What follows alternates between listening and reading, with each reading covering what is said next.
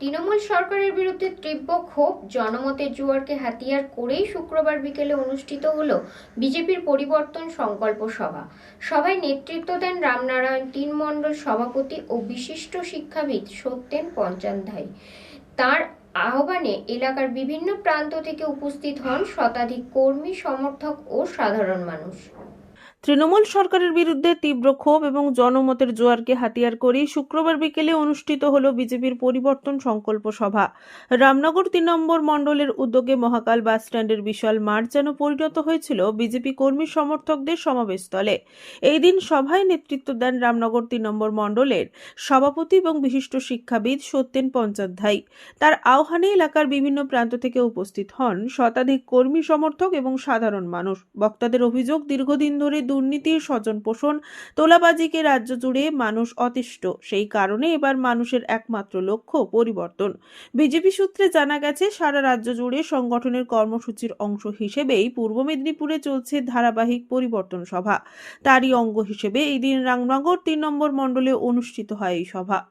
এবং পরিবর্তন এই রাজ্যে অত্যন্ত দরকার, এবং এই পরিবর্তনটা শুধুমাত্র রাজনৈতিক পরিবর্তন নয়, এই পরিবর্তনটা মানুষের চিন্তাভাবনার পরিবর্তন।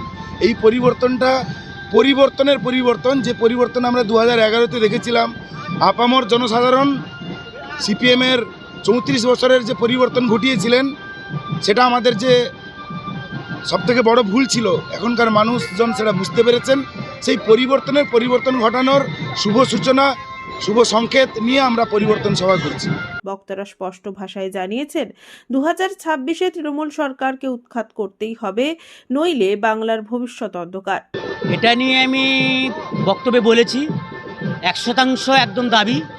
পালধুই অঞ্চল 26-এর যে বিধানসভা নির্বাচন, 5000-এর বেশি লিড করব। ম্যাক্সিমাম বুথে তৃণমূলের জামানত জব্দ হবে। এটা মিলে নিতে বলবো অখিলগিরিকে। মাধবেন্দ্র সাহেব বলছে পালধুই অঞ্চলের টো বুথে 8টা বুথে জামানত জব্দ করবো তৃণমূলের। আমি এটা ভুল গুজব ছড়িয়ে যে 2-1 জন গেছে, ওরা বিজেপির টিকিট দিয়েছিল বলে জিতেছে। বিজেপির প্রতীকটা সরিয়ে নিলে ওদের কোনো অস্তিত্ব থাকতো না। আমি এটা প্রমাণ করব, আমি রঘুনাথপুরে প্রমাণ করব। রঘুনাথপুরে বিজেপি তৃণমূলকে জামানত জব্দ করবে। আমার ঘণ্টিদা আছেন এবং রবীন্দ্র সিট অনেকে আছেন, প্রমাণ করে দেব যে রঘুনাথপুরে বিজেপি কত লিড করবে। সভা জুড়ে বিজেপি নেতৃত্বদের দাবি, রাজ্যের যুব সমাজ, কৃষক, ব্যবসায়ী সবাই আজ ক্ষুব্ধ। রাজ্যে সুশাসন প্রতিষ্ঠা করতে হবে, 2026-এর নির্বাচনকে তারা পাখির চোখ করেছেন।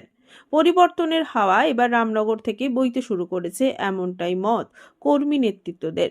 সভায় উপস্থিত ছিলেন কাঁথি সাংগঠনিক জেলার বিজেপি সম্পাদক ভবেন্দু পাত্র, রামনগর বিধানসভার কনভেনার মণিশঙ্কর সহ জেলা যুব মোর্চার সাধারণ সম্পাদক গোপাল মুহুরী সহ অন্যান্যরা। হ্যাঁ, অবশ্যই জরুরি হয়ে পড়েছে। পশ্চিমবঙ্গকে যদি ভারতবর্ষের আর বাকি রাজ্যগুলোর মতো একটা রাজ্যে রাখতে হয়, গণতন্ত্র যদি প্রতিষ্ঠা করতে হয়, সুনিয়ন্ত্রণ যদি আনতে হয় ভারতবর্ষে, তাহলে এই পরিবর্তন ভীষণভাবে জরুরি। আমাদের একটি লক্ষ্য, 28টা রাজ্যের মধ্যে আমরা, ঝাড়খণ্ড এরই মধ্যে আসবে, কানাঘুষোয় শোনা যাচ্ছে, তাহলে আমরা 23টা রাজ্যে পৌঁছাবো। আর এইটা হলে আমরা 24টা রাজ্যে এসে পৌঁছাবো। এই পরিবর্তন দরকার। ভাই বলছিল মাধবেন্দ্রদা যে কেন্দ্রের সরকার, রাজ্য সরকার এক হোক, ডবল ইঞ্জিন সরকারের ভীষণ প্রয়োজন রয়েছে। এসআইআর তো আগে লাগুটা করতে দিক। 2802 ভোটে কোনো মানুষ মরেনি, কোনো মেয়ের বিয়ে যায়নি, কোনো লোক তাদের বিয়ে হয়নি, স্থানান্তর ঘটেনি, চাকরি সূত্রে অন্য কোথাও যায়নি। এইরকম ভনিতা মিথ্যা ছলনা দিয়ে ভাইপো এবং তার পিসি যদি মনে করে এসআইআর এইভাবে চলবে, তাহলে তারা ভুল ভাবছে, মূর্খের স্বর্গে বসবাস করছে। সঠিক এসআইআর হলে আমরা অবশ্যই জিতব।